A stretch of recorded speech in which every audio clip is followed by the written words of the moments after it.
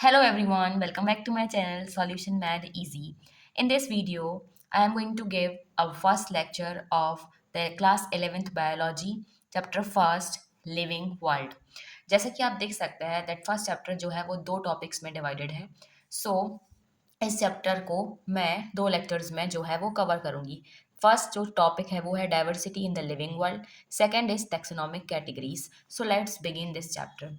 As the name is suggesting living world. तो किसी भी चैप्टर का जो मतलब है ना वो उसके नाम में छुपा हुआ रहता है. लिविंग वर्ल्ड जो चैप्टर है वो जो है आपको जितने भी लिविंग ऑर्गेनिज्म हैं उनके बारे में बताएगा. कैसे वो ऑर्गेनिज्म जो है वो क्लासीफाई हुए हैं, कैसे उनको नेम दिया गया है और किस कैटेगरी में हम उनको पढ़ेंगे. क्योंकि हमें पता है कि हमारी सराउंडिंग में बहुत सारे टाइप के ऑर्गेनिज्म जो हैं वो प्रेजेंट हैं. नाउ बिफोर बिगिनिंग, सबसे पहले इस टॉपिक को स्टार्ट करने से पहले आपको एनसीईआरटी में स्टार्ट में इस तरीके से साइंटिस्ट जो है उसके बारे में दिया रहेगा. तो जो साइंटिस्ट है उसका हम अलग से नोट डाउन करते जाएंगे पेज में. सो फर्स्ट साइंटिस्ट जो हैं वो दिए गए हैं Ernst Mayr. And very important thing about him, यहाँ पर से हमें दो चीज़ नोट डाउन करना है. First thing is that he is Darwin of 20th century. Second is the Alexander Agassiz Professor of Zoology Emirate. This was the title which was given to him. But इसमें से भी सबसे important ये है कि Darwin of 20th century जो title है वो आपको उनके बारे में याद रखना है कि डार्विन ऑफ 20th century जो है अर्नेस्ट मेयर को बोलते हैं. सेकेंडली जो है एक क्वेश्चन आपको कहीं पे देखने को मिल सकता है कि ये जो ट्रिपल क्राउन है बायोलॉजी के, बाल्जन प्राइज, इंटरनेशनल, ये जो क्रैफूड प्राइज है, ये तीन प्राइज जो हैं जिनको ट्रिपल क्राउन ऑफ बायोलॉजी बोलते हैं, ये प्राइज भी अर्नेस्ट मेयर को दिए गए थे. So this can also be a question for your exam.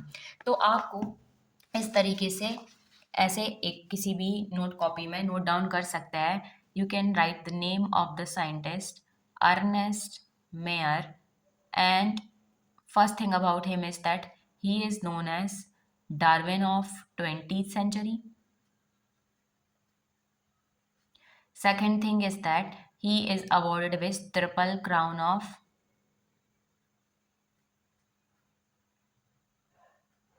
biology.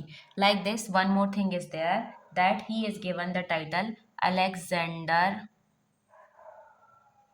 Agassiz Professor of Zoology Emirates. So like this we are going to continue writing about scientist. तो इस तरीके से we have the one sheet for the scientist and their discoveries. Now तो diversity in the living world. Diversity जो है living world में हम उसके बारे में जो है इसमें देखने वाले हैं. तो हमारे जो सेल है उसमें किसी भी सेल में suppose this is the cell, यहाँ पे बहुत सारी ऑर्गेनील प्रेजेंट है, न्यूक्लियस है और बहुत सारी ऑर्गेनील्स हैं जो बहुत सारे मॉलिक्यूल्स बना रहे हैं. एंड सम वे और दी अदर जैसे कि नॉर्मल ट्रैफिक हमारे सराउंडिंग में प्रेजेंट होता है सिटीज़ में, वैसे ही एक सेल के अंदर जो है मॉलिकुलर ट्रैफिक जो है वो प्रेजेंट होगा. नाउ अब साइंटिस्ट ने बहुत सारी चीज़ें सराउंडिंग में देखना ऑब्जर्व किया. जैसे कि मान लो उन्होंने ऑब्जर्व किया एक माउंटेन को और एक उन्होंने एक ऑर्गेनिज्म को ऑब्जर्व किया, सपोज ह्यूमन बींग को.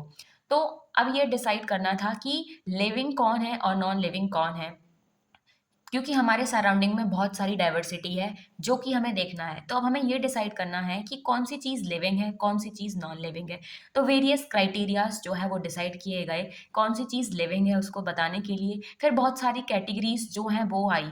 अब बहुत सारी कैटेगरीज जो हैं वो आई तो उसमें से भी सारी जो है वो डिफाइनिंग कैटेगरीज नहीं है. यानी कि हो सकता है वो कैटेगरीज सारी किसी भी ऑर्गेनिज्म में प्रेजेंट हो बट उसके कुछ एग्जप्शंस भी हो सकते हैं. तो ऐसे बहुत सारी चीज़ें आई. बहुत सारी जब कैटेगरीज आई तो उनमें से कुछ जो है वो डिफाइनिंग कैरेक्टरिस्टिक जो है वो हुई किसकी, लिविंग ऑर्गेनिज्म की. बट ये वाला जो पोर्शन है वो डिलीट कर दिया गया है एनसीईआरटी से. ये जो है पुरानी एनसीईआरटी में दिया हुआ था. Then also I can tell you a little bit about it. तो पहले की एनसीईआरटी में कुछ कैरेक्टरिस्टिक जो थी वो दी गई थी जैसे कि growth, then reproduction, after that metabolism, then consciousness. So these are the characteristics which were given कि इनमें से कौन सी जो है वो डिफाइनिंग है कि नहीं. अब देखो ग्रोथ के बारे में.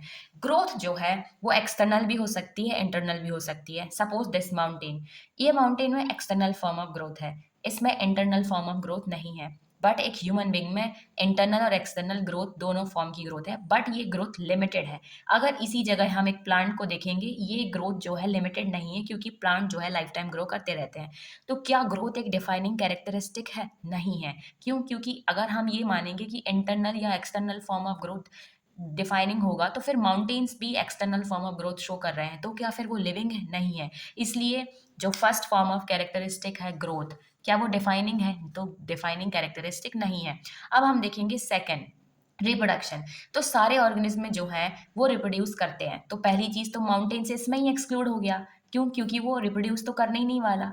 अब देखते हैं ह्यूमन बींग्स। तो ह्यूमन बींग्स में भी कुछ एक्सेप्शंस, या कोई भी ऑर्गेनिज्म जो है वो लिविंग है, उसमें हमें एक्सेप्शंस देखने को मिलेंगे, जिसमें सारे ऑर्गेनिज्म जो है वो रिप्रोड्यूस नहीं करेंगे। इसलिए जो रिप्रोडक्शन है वो भी जो है डेफिनेट फॉर्म ऑफ ग्रोथ नहीं होगा। और एक और चीज, जो स्मॉल ऑर्गेनिज्म होते हैं जैसे कि अमीबा, तो अमीबा में क्या होता है, इनमें जो ग्रोथ होता है वो रिप्रोडक्शन वही होता है। क्योंकि ये क्या करते हैं, अमीबा जो है सेल बाइनरी फिजन से डिवाइड करेगा, 2 सेल बनाएगा, तो यही ग्रोथ है, यही रिप्रोडक्शन हो गया। तो जो स्मॉल ऑर्गेनिज्म है उसमें भी ये डिफाइनिंग कैरेक्टरिस्टिक नहीं हो सकता, तो रिप्रोडक्शन जो है वो भी डिफाइनिंग कैरेक्टरिस्टिक नहीं है। Next comes the metabolism. तो फिर क्या मेटाबॉलिज्म डिफाइनिंग कैरेक्टरिस्टिक है? हाँ है। कैसे है? देखो, जो माउंटेन्स या नॉन लिविंग है उसमें मेटाबॉलिज्म में, यानी कि जो भी सारे सेलुलर रिएक्शंस हमारे अंदर टेक्स प्लेस हो रहे हैं वो मेटाबॉलिज्म में आएंगे। तो क्या इसमें मेटाबॉलिज्म हो रहा है? नहीं। लेकिन जो भी लिविंग ऑर्गेनिज्म है, क्या उनमें मेटाबॉलिज्म हो रहा है? हाँ है। क्या उसमें कोई एक्सेप्शन है? नहीं, कोई भी एक्सेप्शन नहीं है। सारे सेल्स जो भी लिविंग है उनमें मेटाबॉलिज्म हो ही रहा है। Next one is consciousness. तो क्या कॉन्शियसनेस डिफाइनिंग कैरेक्टरिस्टिक है? हाँ है। क्यों? क्योंकि जितने भी लिविंग ऑर्गेनिज्म है, चाहे ह्यूमन बींग हो, चाहे प्लांट हो, चाहे अमीबा हो, चाहे सिंगल सेलुलर हो, चाहे मल्टी सेलुलर हो, उनमें कॉन्शियसनेस प्रेजेंट है। जो हायर फॉर्म ऑफ कॉन्शियसनेस है वो किस में मिलेगी? ह्यूमन बींग्स में मिलेगी। क्यों मिलेगी? क्योंकि ह्यूमन बींग्स हैं वो अपने बारे में, उनके पास सेल्फ अवेयरनेस तो है ही, साथ में सराउंडिंग की अवेयरनेस है वो भी प्रेजेंट है। फिर जो ओल्ड एनसीईआरटी, तो उसमें एक क्वेश्चन दिया हुआ था, then a person lying in a coma. Suppose एक कोई ऑर्गेनिज्म है ह्यूमन और वो कॉमा में है, तो फिर वो लिविंग है कि नॉन लिविंग? तो आप इस क्वेश्चन का आंसर सोच के कमेंट में बताएंगे कि क्या हम इसको बोलेंगे। अगर एक पर्सन कॉमा में है तो फिर वो लिविंग कहलाएगा, नॉन लिविंग कहलाएगा? क्या उसमें कॉन्शियसनेस होगी? इसकी वजह से वो लिविंग होगा। So this is I am giving you as a homework, आप इसको कमेंट सेक्शन में जरूर कमेंट करें। Now let's see what the data else given here in this one. So diversity in the living world में very first important thing जो है वो है number of species that are known and described range between 1.7 to 1.8 million. तो जो data वाली sheet है हमारे पास, नंबर वाली शीट्स, हम उसमें ये डेटा लिख लेंगे कि 1.7 से 1.8 मिलियन जो है वो क्या है, वो हमारे पास क्या है, number of species known and described. Number of species known and described. तो इस तरीके से अपने पास 2 शीट्स जो है वो तैयार हो जाएंगी, एक नंबर डेटा की और एक साइंटिस्ट की। This is the very first thing that is given on this page. Now let's move on to the second page. So what is given in the second page? Let's look.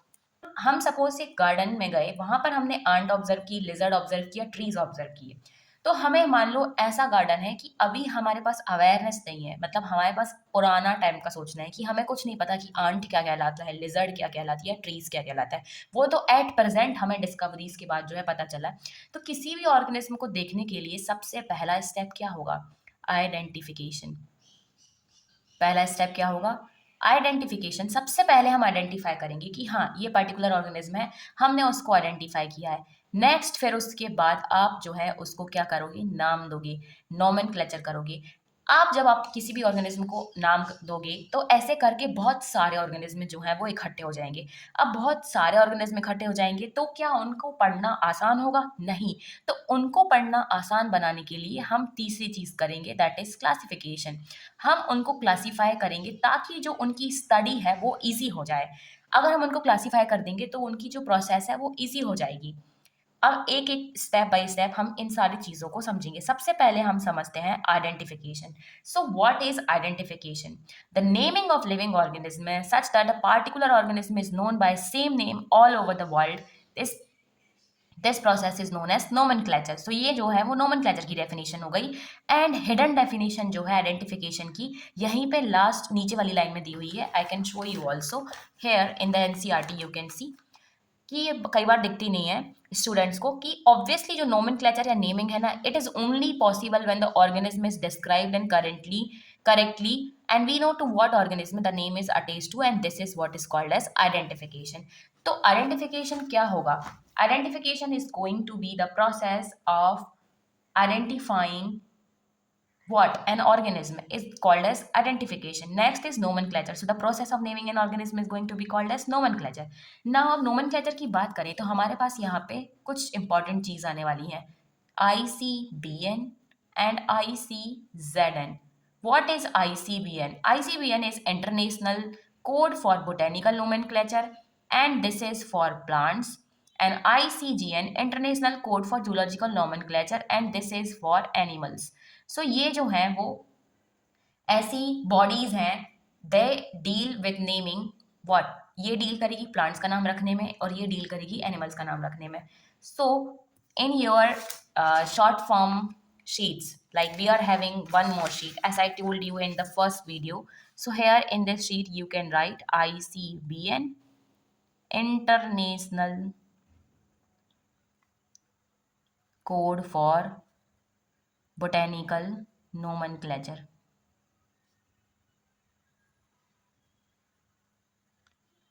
ICZN, International Code for Zoological Nomenclature. So this way you are going to have one more sheet. Now let's see, suppose the naming is done. So what, कि आपने किसी भी organism को नाम दिया, suppose आप Africa में हैं, आपने किसी भी, मान लो एग्जाम्पल के लिए मैंगो को आपने कुछ और नाम दिया, इंडिया में है आपने मैंगो नाम दिया, तो जब आप मान लो किसी दूसरे जगह के इंसान से बात करेंगे और आप उसको बोलेंगे कि ये मैंगो है, तो क्या वो पहचान पाएगा? नहीं। तो इस तरीके से ये जो है वो कहलाते हैं लोकल नेम्स, एंड जो लोकल नेम्स होते हैं वो क्या क्रिएट करते हैं? Confusions. Local names confusion create करते हैं, इसकी वजह से जो है फिर साइंटिफिक नेम्स आए। साइंटिफिक नेम्स जो है, किसी भी ऑर्गेनिज्म का एक ही नाम होगा, एक ऑर्गेनिज्म के पास एक ही नाम होगा, बिल्कुल वैसे ही जैसे किसी भी स्टूडेंट का। फॉर एग्जाम्पल आप मेरा ही देख सकते हैं, my name at home is Bittu and my official name is Vishakha. तो जो लोग बिट्टू के नाम से जानते हैं मुझे वो बहुत कम है, but Vishakha is my official name, so whole world is knowing me with what name? Vishakha. So you can treat कि विशाखा जो नाम है वो साइंटिफिक नेम हो सकता है और जो बिट्टू नाम है वो लोकल नेम हो सकता है। तो जो साइंटिफिक नेम है किसी भी एक ऑर्गेनिज्म का एक ही होगा, बट ह्यूमंस में आप ये मत बोलने लगना कि विशाखा तो किसी और का नाम भी हो सकता है, बट ऐसा जो है एनिमल्स या प्लांट्स में नहीं होता है। अगर किसी एक एनिमल का नाम लो, कुछ साइंटिस्ट ने डिसाइड किया कि ये नाम होगा, तो फिर वो उसी का होगा, फिर दूसरे ऑर्गेनिज्म का वो नाम नहीं रखा जाएगा। तो इन सब को करने के लिए हमारे पास कुछ रूल्स आए। अब रूल्स आने के पहले ऐसा होगा कि मान लो नाम रखना है, तो फिर ये डिसाइड किया गया कि जो नाम है किसी भी ऑर्गेनिज्म का उसमें सिर्फ दो कंपोनेंट होंगे, तो उस नेमिंग प्रोसीजर को हम बोलेंगे बायनोमियल नोमेनक्लेचर। बायनोमियल नोमेनक्लेचर है, it is given by scientist Carolus Linnaeus. It is given by whom? It is given by scientist Carolus Linnaeus. तो ये भी आप साइंटिस्ट वाला जो आपका कॉपी है उसमें नोट डाउन कर सकते हैं, Carolus Linnaeus gave binomial nomenclature. जो बायनोमियल नोमेनक्लेचर है, अब हम उसको समझते हैं कि बायनोमियल नोमेनक्लेचर जो है वो क्या कहलाता है। ओके, सो बायनोमियल नोमेनक्लेचर देखते हैं क्या होता है। बायनोमियल नोमेनक्लेचर है, इसमें दो कंपोनेंट होंगे। जैसे हम मैंगो का देखते हैं, मैंगो का नाम है मैंजीफेरा इंडिका, तो इसमें टू नेम्स होंगे। जो पहला नेम होगा ना, ये होगा एक जेनेरिक नेम, और जो सेकंड नेम होगा ये होगा स्पेसिफिक एपिथेट। ये टू कंपोनेंट्स हो गए। By usually refers to what? Two. So it has two components, so it is binomial nomenclature. Now for writing down the any scientific name for organism, there are certain rules. Now we will study how many. So there are total 4 rules are there for it. So let's see all the rules. The very first rule is that जो biological names होते हैं वो किस में होते हैं?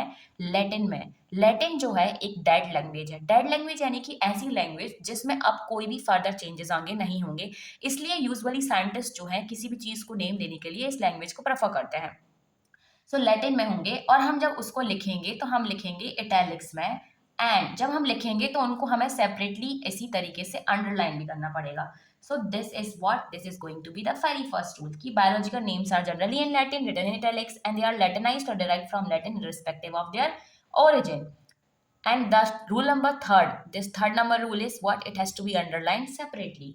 Now second rule देखते हैं. Second rule ये कहता है, second rule बोलता है कि जो साइंटिफिक नेम्स है ना, ये एम जो है ये कैपिटल होगा और जो आई है स्पेसिफिक का वो स्मॉल होगा. This is going to be in capital and this one is going to be small. This is the rule number second. Rule number third की सेपरेटली अंडरलाइन करना पड़ेगा. रूल नंबर फर्स्ट ये बोलता है कि ये जो पहला वाला शब्द होगा ना वो जेनेरिक नेम होगा, वो जीनस को डिनोट करेगा, और जो दूसरा वाला शब्द होगा वो स्पेसिफिक एपिथेट को डिनोट करेगा. एंड जो भी ये साइंटिस्ट इसको डिस्कवर करेगा उसका नाम हम पीछे एब्रिविएटेड फॉर्म में लिख देंगे, जैसे लेन. तो ये जो है करेक्ट फॉर्म होगा. तो ये ऑप्शनल क्वेश्चन हो सकता है कि what is the scientific name for mango. तो बहुत सारे ऑप्शंस हो सकते हैं. मान लो सारा कैपिटल में लिख दिया या इसको एब्रिविएटेड में लिख दिया, तो मोस्ट करेक्ट फॉर्म क्या होगा? मैंजीफेरा इंडिका लिन, और इसको सेपरेटली अंडरलाइन किया गया होगा. जो नेम होता है ऑथर का जिसने इसको डिस्कवर किया है, डिस्क्राइब किया है, उसको साथ में बाद में लिखते हैं. Now let's see what is classification. Classification is what? Classification is process of anything is grouped into convenient categories based on some easily observable characters. तो हम किसी भी चीज की कुछ कैरेक्टर्स जो है उनको ऑब्जर्व करेंगे और उसको जो है हम क्लासीफाई कर देंगे. इस प्रोसेस को हम क्लासिफिकेशन बोलेंगे. What is the purpose of classification? Classification हम इसलिए करते हैं क्योंकि हम चाहते हैं कि हम किसी भी इतने डाइवर्स ऑर्गेनिज्म में 1.7 से 1.8 मिलियन स्पीसीज अगर नोन और डिस्क्राइब्ड है, तो क्या अगर हम ये प्रोसेस ऑफ क्लासिफिकेशन नहीं करेंगे तो क्या हम उसको कर पाएंगे? क्या इजीली हम उनको समझ पाएंगे? That's why classification is done. Now, if you can see in your NCERT on page 5, there is something written what is called as taxonomy. So let's see what is taxonomy. Based on characteristic, all living organisms can be classified into different taxa and this process is known as taxonomy. और ये जो है किस चीज के ऊपर की गई है? ये चार चीज के बेसिस पे की गई है. External internal structure along with the structure of cell, development process, ecological information of organism, these are essential and they form the basic of what? They form the basic of taxonomic studies. So characterization, identification, classification and nomenclature are the process that are basic to taxonomy. This can also be a question for your that what optional questions. तो इसको याद करने का technique आप याद रख सकते हैं CINC. इसी के तरीके से मैंने याद किया था, बट अगर आपको सिक्वेंस याद करना है तो it's better to write CICN. So class characterisation, पहले आप किसी चीज को कैरेक्टराइजेशन करेंगे, फिर आइडेंटिफाई करेंगे, classify, then you will do the nomenclature. ये सीक्वेंस आप याद रख सकते हैं. और टेक्सोनॉमी जो है वो अभी न्यू नहीं है, बहुत लंबे पहले के टाइम से जो है टेक्सोनॉमी का यूज जो है हम करते आए हैं. Now there is one more important field written over here is the systematics. तो सिस्टमैटिक्स जो वर्ड है उसके बारे में दिया हुआ है कि वो लैटिन वर्ड से ड्राइव हुआ है, सिस्टमैटिक अरेंजमेंट ऑफ ऑर्गेनिज्म है. और जो लीनियस है उन्होंने Systema Naturae as the title of publication for his books उन्होंने इस्तेमाल किया था. And the scope of systematic was enlarged. Identification, nomenclature, classification. सबसे इंपॉर्टेंट जो है सिस्टमैटिक के बारे में है कि वो evolutionary relationship between the organism से डील करता है. तो कहीं भी अगर आपको सिस्टमैटिक्स के बारे में पूछता है और ऑप्शन में अगर एवोल्यूशनरी रिलेशनशिप दिया हुआ है तो वही ऑप्शन करेक्ट होगा. This is the way you can eliminate what the options and you can get easily into the answer. As we have completed this topic, so let's solve some of the questions from this topic. The question number 1 says the described biodiversity range. So it ranges from 1.7 to 1.8 million. Now ICBN codes for International Code for Botanical Nomenclature. Next is ICZN. So ICZN is International Code for Zoological Nomenclature. Then title of used by Linnaeus for his publication was Systema Naturae. The science of giving names to living beings is called as nomenclature. The select correctly when botanical or zoological name. Written. So the correct written one, पहला वाला होना चाहिए capital और दूसरा small. तो ये पैंथरा टाइरस, this is the correct one. ये इवन दो अगर आपको ये नहीं पता है कि कौन सा ये करेक्ट नेम है कि नहीं। जैसे सैटिवम पायसम, तो एक्चुअली ये गलत नाम है, पायसम सैटिवम करेक्ट होता है। पहले हमें जीनस का लिखना था, बट धीरे-धीरे आपको ये पता चल जाएगा। फिर भी अगर हम इधर एलिमिनेट करें तो देखो, ये वाला एलिमिनेट हो जाएगा क्योंकि ये स्पेसिफिक एपिथेट का फर्स्ट लेटर स्मॉल होना चाहिए, ये कैपिटल है। दूसरे में ये है, तो लास्ट कन्फ्यूज़न बचता है इन दोनों में, बट पैंथरा टाइगरिस करेक्ट है, ये टाइगर का है। और पायसम सैटिवम होता है पी का, ये गलत है। तो इस दोनों में कन्फ्यूज़न बचता है, जो कि धीरे-धीरे आप जैसे सिलेबस पढ़ोगे तो वो भी आपका क्लियर होते जाएगा। आज का ये फर्स्ट टॉपिक मैंने यहीं पे कंप्लीट किया है, diversity in the living world. And I am very sorry कि बीच में थोड़ा सा फंबल हुआ है, because this is the first time I am recording lectures like this on YouTube. तो बहुत सारा थोड़ा बीच में टेक्निकल ग्लिच हो रहा था इसकी वजह से। And honestly I believe in uploading a raw video, means अगर कुछ मिस्टेक्स हैं, let the viewers see it, that's a good choice. फिर धीरे धीरे I will keep on improving. अगर कुछ आपके रिव्यूज़ हैं तो प्लीज़ आप कमेंट बॉक्स में कमेंट करें, I will do that. I am genuinely welcoming your all the reviews that you are going to give it to me, because उससे मैं ही इम्प्रूव हुई डे बाय डे। एंड अगर आप ये वीडियो लेक्चर आपको थोड़ा भी हेल्पफुल लगा है तो please like share comment subscribe to this channel. कल मैं आपको इसके आगे का जो टॉपिक है टेक्सोनॉमिक कैटेगरीज, उसको पूरा और भी अच्छे से ट्राई करूँगी एक्सप्लेन करने का, and we will solve the questions for that. And ऐसे ही करके हम आगे बढ़ेंगे। Thank you, goodbye, have a good day.